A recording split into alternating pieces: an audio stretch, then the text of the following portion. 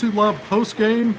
Arkansas Razorbacks in their SEC home opener dropped to 0-2, 73-66 loss to 23rd ranked Ole Miss. This is a game where it looked like early Arkansas might be the Razorbacks' night on their home court. Came in unbeaten at Bud Walton Arena on the season. The Razorbacks built a couple of 9-point leads. The last on a Nelly Davis catch and shoot three, his third of the game, put Arkansas up 27-18 with about 7 minutes left in the first half. And really, it was mostly Ole Miss from there. The Rebels outscored the Razorbacks by 9 points to close out the first half and tie the game up at 33, all at the break. And then Ole Miss took a quick lead early in the second half and just built on it, built some double-digit leads, led by as many as 11, including inside of the 5-minute mark in this game. I think it was 67-56. Arkansas could get no closer than a 6-point deficit from there. Disappointing for the Razorbacks because if you looked at this game, I thought the matchups favored Arkansas much better in this game than they did on the road against Tennessee. Yet the Razorbacks got another really poor game collectively from its front line, an off-night shooting for both of its starting guards. When you look at Boogie Flan and DJ Wagner. Nelly Davis off the bench after having a goose egg at Tennessee.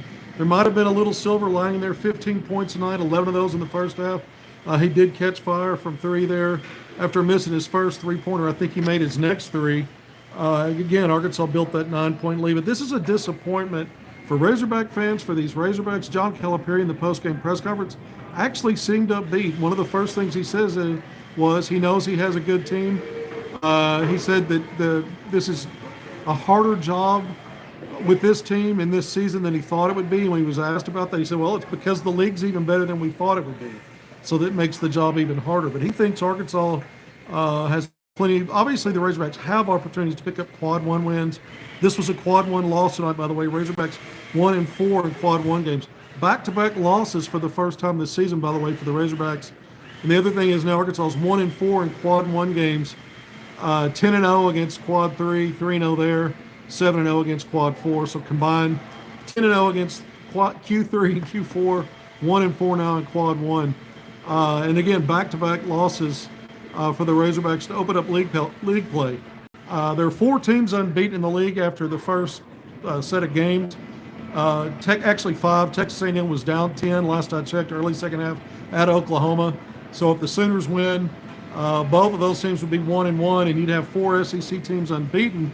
And then Tennessee got clobbered after destroying Arkansas on Saturday, got beat by 30 on the road against Florida. That's the next opponent in here, a top 10 ranked team, not only in the National College Basketball rankings, but when you look at other analytics like KenPom and NCAA.net rankings. It's a Florida team that could very well hang a third consecutive loss to the Razorbacks out of the gates in league play. Look, Arkansas is no stranger over the years of starting slowly in the SEC. And when I look at the roster makeup of these last 2 teams Arkansas's faced, Arkansas, it's not a lack of talent. It's not a lack of size or athleticism. In fact, Arkansas had a size advantage tonight. It's just a matter of these are better teams right now. They look better prepared. And then you could throw that into the same category as maybe better coached to this point. We need to see more to drill down on exactly maybe what the problems are, because they're all over the map. Arkansas is all over the map with them. This was a team that came into SEC play, Arkansas, that was averaging nearly 17 points per game in transition, top 20 in the country in that department. Tonight, Arkansas in the fast break got outscored 8-4, doubled up. In the previous game, Arkansas was +5, 8-3. But again, 8 points in the previous game in transition, only 4 tonight, 12 combined, and Arkansas was averaging 17 points in the fast break scoring coming in. So that's really been Arkansas's best part of its offense and most consistent, and it's one of the reasons why Arkansas's shooting percentages going into SEC play were really, really good, top 5 in the country at over 51%, and the Razorbacks have looked anything but like that kind of a team so far in league play. It started out hot against Ole Miss in this game, first 10 minutes or so, but Ole Miss put the clamps down and then went to work on its own offense. Again, Ole Miss closing a 9-point deficit to tie the game at halftime, and just really almost immediately jumped out to a lead to start the second half and just built on it and got it up to double digits where Ole Miss led quite a bit down the stretch. Again, Arkansas a couple of times got it down to 6. Maybe at one point they got to 4. I mentioned the last 5 minutes after getting down 11 again. Couldn't get any closer than 6. A 7-point win for the Rebels here. And it's a lot of things. You look at the second half, Ole Miss shot over 52% from the field. Both teams in the 40s in the first half. Arkansas a little better at halftime in the field goal shooting, but Ole Miss over 52% in the second half, 12 of 23. After both teams went 4 of 12 from behind the three-point line in the first half, identical shooting. Ole Miss in the second half, 5 of 11, over 45%. Arkansas 1 for 11, so +4 in makes, and a much better percentage for Ole Miss in that second half. It helps tell the story. Ole Miss was ahead of Arkansas at the free throw line this entire game. Not a great free throw shooting night for Ole Miss, but Arkansas was dreadful kind of until the end when they were playing catch up, and it was a little academic at that point. At the end of the day, Arkansas shot a little better at the free throw line. Ole Miss made one more free throw on a little higher volume of attempts. But there's not really an area when you look at Arkansas, especially in the second half, other than the free throw line. It was kind of a misleading stat because by that time Arkansas was too big of a hill to overcome and too big of a climb for Arkansas to overcome. So we can talk around this all we want. An 0-2 start. Again, nothing new in the program, how to start conference play. The previous coaching staff, the one before that, it seems like even when Arkansas's had good teams, they start slowly in league play for the most part. So this is a good team according to John Calipari post game, and he talked about how tough the league is, but he thinks he's going to get his team in the right direction and they're going to pick up their share of quad 1 wins. That's what he's saying. I've been saying it best right now based on the body of work. It's a middling SEC team, and maybe there's a case to be made Arkansas could finish, kind of at the high end of that middle part of the league. But at 0-2 at this juncture, against 2 of the better teams, but the league is loaded and tough. And we've seen some blowout losses by good teams, a lot of blowouts, which is kind of surprising to me so far. This wasn't one of those games tonight, although it felt like Ole Miss was in control once they took command in that second half. It felt like the Rebels were in control of this game.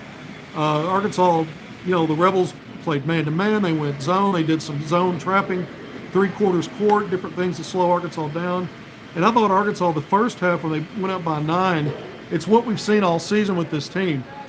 Self-inflicted wounds. You saw a fouling a three-point shooter, one that went to the free throw line and knocked down 3 in a row. You saw Dufiro miss a dunk. You saw Arkansas start 3 of 7 from the free throw line in that stretch. So too many self-inflicted issues here. This was an Ole Miss team that came in on the season not turning the ball over, one of the best in the country, and limiting turnovers and collecting between 10 and 11 steals per game, also top 10 in the country. And so Ole Miss in the first half had only 1 turnover. Arkansas had only 3. But Arkansas's got to get live ball turnovers, get out in transition.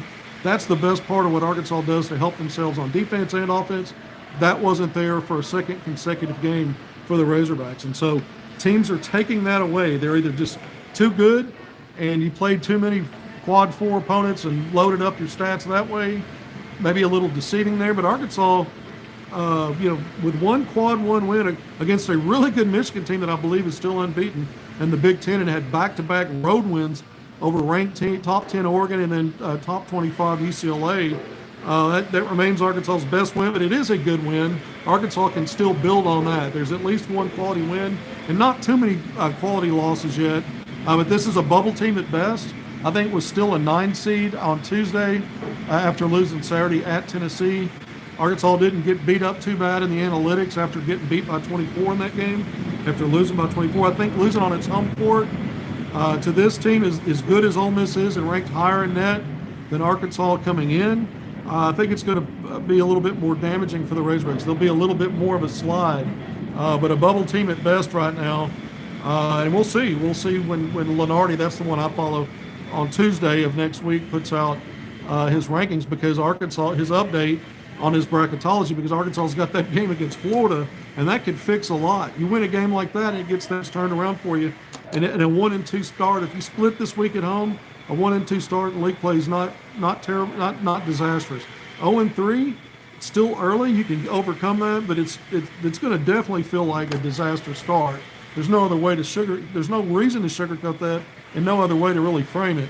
But looking through the stats, let's just go through it, and then we're going to get into individual stuff. Arkansas finishes the game 22 of 59 from the field, 37.3%. Only 9 of 29 in the second half. That's 31%. So they were over 40 and it about 43% at halftime, and that's dropped way down there after going 9 of 29, 5 of 23 from three, 21.7%. It's slightly better than when Arkansas shot at Tennessee. As bad as that sounds, that tells you both games Arkansas in the low 20s. That's not going to cut it when the other team's shooting better than you from three. You got to be better than the other team if you're no good at all. But 21.7% for three, 1 of 11. I mentioned that in the second half from three. 17 to 24. Arkansas actually finishes 70.8% at the free throw line. Misleading because Arkansas for the first half at halftime they were under 50%, 3 of 7. And then for much of the second half there, those first 2 minutes when they fell behind by double digits, they were still kind of underwater at the free throw line, not only in relative to makes, but also percentages comparing it to Ole Miss. Arkansas did surge at the end. Ole Miss made some late. Arkansas finishes a little better there. But again, it's a little misleading, and Ole Miss still made one more free throw. The Rebels finished the game 23 of 50, 46%, 9 of 23 from three, 39.1%. That's really good. I mentioned the second half, 5 of 11. 18 of 28 at the foul line, 64.3. So one more make than Arkansas in this game at the foul line, 4 more attempts. So Arkansas a little better percentage-wise, but again, it is very misleading because those numbers changed late when Arkansas just was down by multiple possessions. And so, not really an advantage there. All right, let's look at rebounds. Ole Miss, Arkansas was +1 at halftime, ends up -1 at the end of the game, 36-35 Ole Miss there. So Arkansas was -2, rebounding the ball in the second half. Arkansas was +2 on the offensive glass and cast that in this is one advantage that was kind of sneaky good for Arkansas. 15-7 in second chance points in favor of the Razorbacks. So there's that. Turnovers, Ole Miss had 1 fewer than the Razorbacks, 6-5. Both teams kept the turnovers low.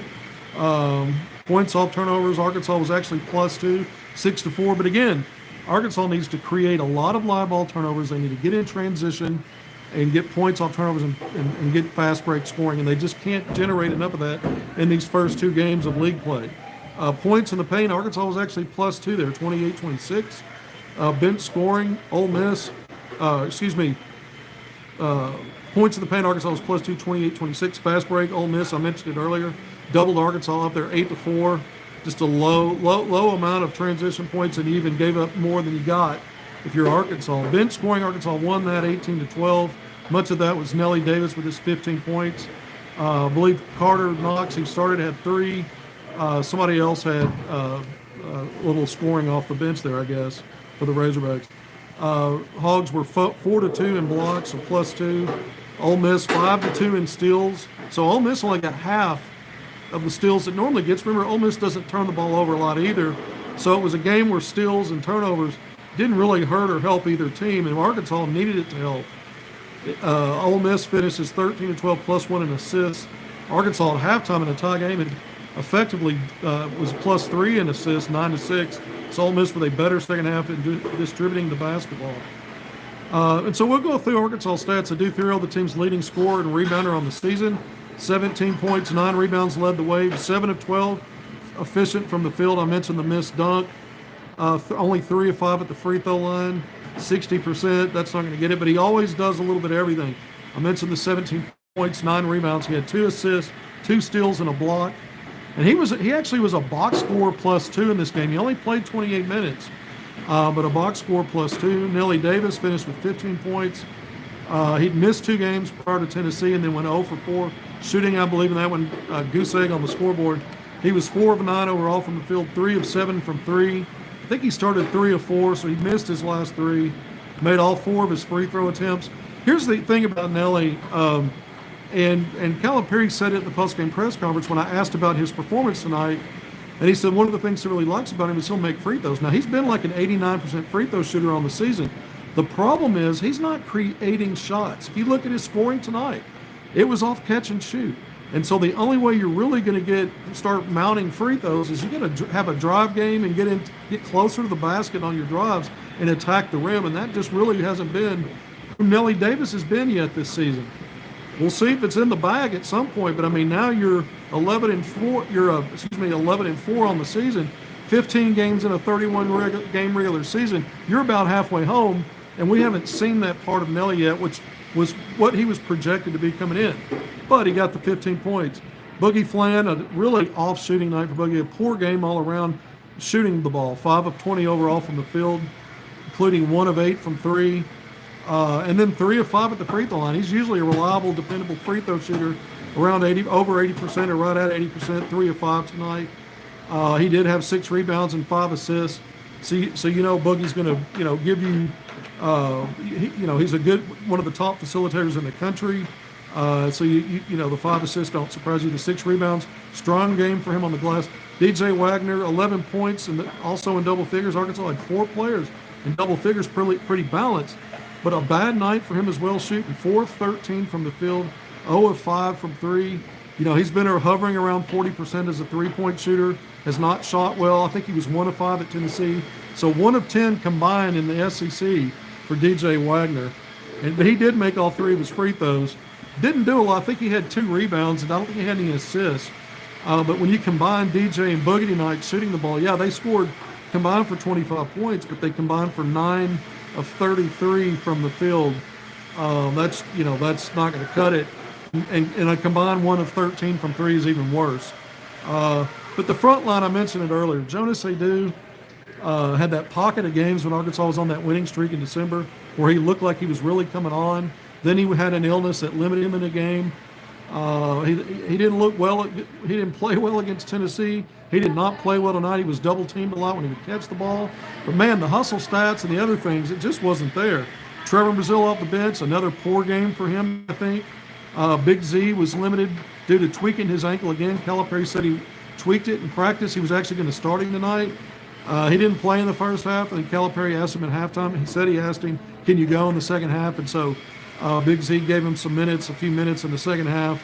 But when you combine the 3 of those big men on the front line for Arkansas, 5 points on 1 of 3 field goals and 3 of 5 free throws combined, 13 rebounds between 3 players that are your big men, and a couple of blocks. I mean, this is just, they didn't collectively even have a double-double either against Tennessee. I think they combined for 9 points and 10 rebounds. So you've had 14 points from your 3 frontline players combined in 2 games.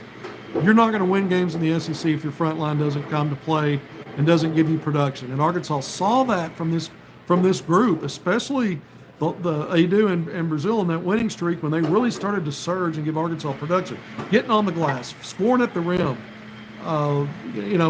getting tough rebounds. There's been some rim protection, but even tonight it wasn't really there. After having 10 blocks in the previous game, tonight Arkansas finishes with 4. Even below the season average. But I think the front line, of course, and then again the guard shooting was a disappointment. I thought Ole Miss looked like the more confident team in the second half, the team that was had belief that in what it was doing and what the game plan was and went out and executed it.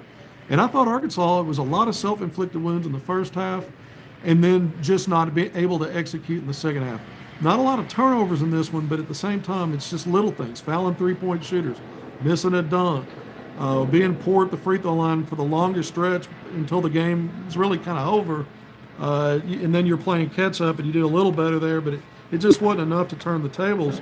So hats off to Ole Miss and Beard's game plan and their execution. Because if you look at them statistically in the second half, out-rebounded Arkansas and outshot Arkansas by 21% improvement efficiency in the second half shooting compared to what Arkansas did. And the 3-point line. So it's a game where Arkansas barely won points in the paint, barely won points off turnovers, lost in transition and didn't score enough there. So where was the game really lost? Because those margins were fairly close. It was a 3-point shot and the free throw line for a while, but the 3-point shot. And then just better field goal shooting overall in the second half relative to what Arkansas did. And I thought when I looked at these teams and compared them side by side, I really felt like personnel-wise Arkansas was better. But look at Dial, the transfer, undersized big man, but versatile guy. 21 points and 8 rebounds for Ole Miss. You look at Padula, he made those 3 free throws after getting fouled on that 3-point attempt in the first half. but his had 16 points and 3 assists, but he was 3 of 4 from 3.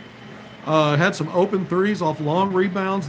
Ole Miss did. Some of the stuff they got was wide open in scramble situations or 50 ball situations, and they cashed in.